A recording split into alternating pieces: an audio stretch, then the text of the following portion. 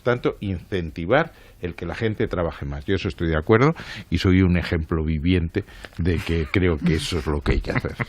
Estaba Iglesias dándole la razón a Margallo con la cabeza hasta que ha dicho lo de incentivar el retraso en la jubilación y ahí ha dicho incentivar.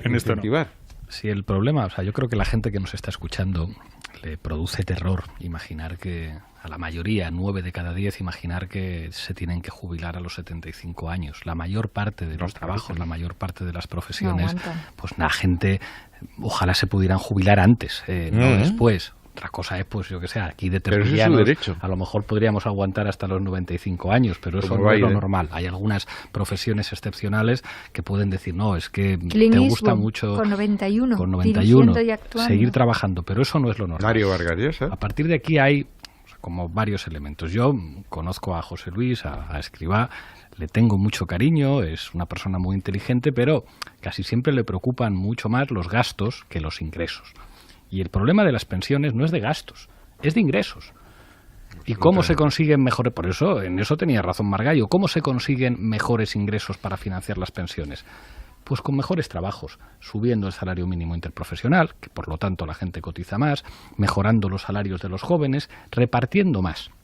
Hay un argumento, por ejemplo, un informe de la OCDE que dice que el gasto público en pensiones, que en España es del 12%, pues pasará probablemente al 13,2% en el año 2045. Bueno, esto no es un drama. Esto es menos de lo que gasta Francia, menos de lo que gasta Italia, menos de lo que gasta Austria.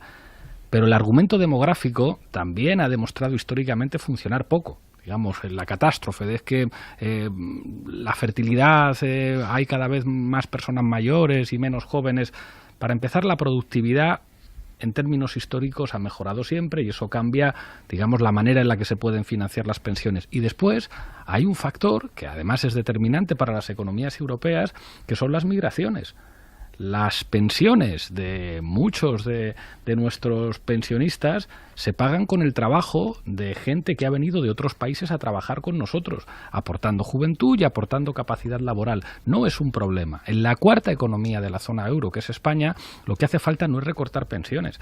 En España, 2 de cada 3 pensiones son de menos de 1.000 euros. Ni obligar a la gente a trabajar hasta los 75 años, sino mejorar las condiciones de los que están trabajando ahora para que podamos tener un sistema de pensiones que, por otra parte, se supone que es una garantía constitucional. Porque el 99% de nuestro tejido empresarial es pequeña y mediana empresa. Y es muy pequeña. ¿Y qué le pasan? 3 cosas. Que tiene más dificultades de acceder a la financiación, en una financiación bancaria, que los costes fijos representan respecto a la facturación un porcentaje mucho más alto que en las grandes empresas, tienen que pagar unas cosas y no hay ingresos, y en tercer lugar que no están digitalizadas y no han podido hacer uso del trabajo a domicilio. Y mientras no hagamos eso, si subimos los salarios, lo que perdemos, insisto, es competitividad. Subir los salarios aumenta el consumo, que es la base de la eficiencia en las economías de mercado. A partir de ahí, si hay un debate en el que estaremos los 3 de acuerdo...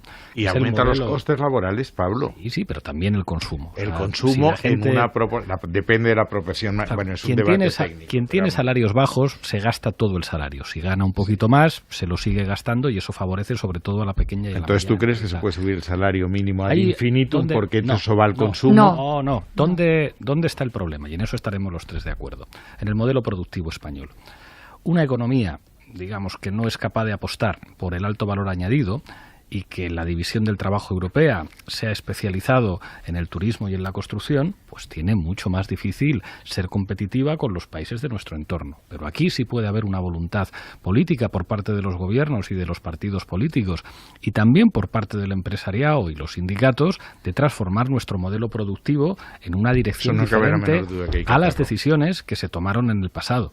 En este país se contó que la construcción era la base de sostenibilidad del milagro español. Luego se reveló que era precisamente la base de sostenibilidad de la precariedad del modelo español. Bajos salarios, baja productividad y eso termina afectando al sistema de pensiones. Al final, hay un buen sistema de pensiones si hay buenas condiciones de trabajo. Y las buenas condiciones de trabajo dependen de respetar la ley, pero dependen también del modelo de desarrollo productivo que experimente un país. Ojalá nuestro país no hubiera apostado históricamente por la construcción y por España siempre el turismo va a ser fundamental, pero si apuestas exclusivamente por el turismo y por la construcción, al final tu posición competitiva es de debilidad frente a los países que apuestan por el alto valor añadido. Tanto no hay fórmulas mágicas. Este mundo está abierto. Es un mundo globalizado en que no hay fronteras. Y las empresas votan con los pies. Y si no les pones condiciones favorables, se irán. Aquí el problema, porque Margallo decía una cosa interesante, digamos, hablando de la importancia de que las empresas puedan desarrollarse. Pero España históricamente no ha sido un país donde se haya favorecido el talento empresarial. La clave para hacerse rico en España era tener amigos en el sector público.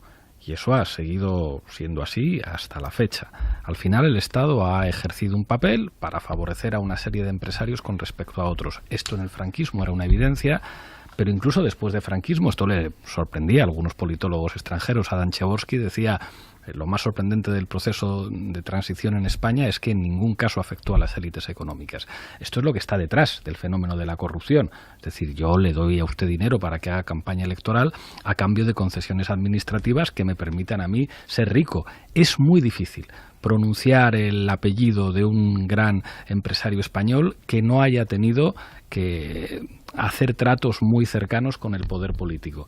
Esto es una de las fallas de nuestro modelo. Por eso a veces los discursos aparentemente liberales que hablan del talento empresarial, digamos, ocultan que lo que ha habido en este país es precisamente lo contrario. La cercanía a los decisores administrativos es lo que ha permitido pues no ser competitivos, que el talento no se abriera paso, que se haga la defensa de los bajos salarios. Yo creo que por lo que hay que apostar es por lo contrario de lo que un portavoz de la COE dijo en su momento. Hay que trabajar más y cobrar menos. Pues mire usted, no. Hay que trabajar menos y cobrar más. Eso es el principal índice que revela el desarrollo del estado del bienestar en un país. Trabajar menos y cobrar más, que es perfectamente viable con el desarrollo tecnológico, con el desarrollo de las nuevas tecnologías de la información y las comunicaciones. Y lo que nunca se puede argumentar es que una empresa, para funcionar, lo que necesita es que recorten derechos a sus trabajadores. Eso no es sensato.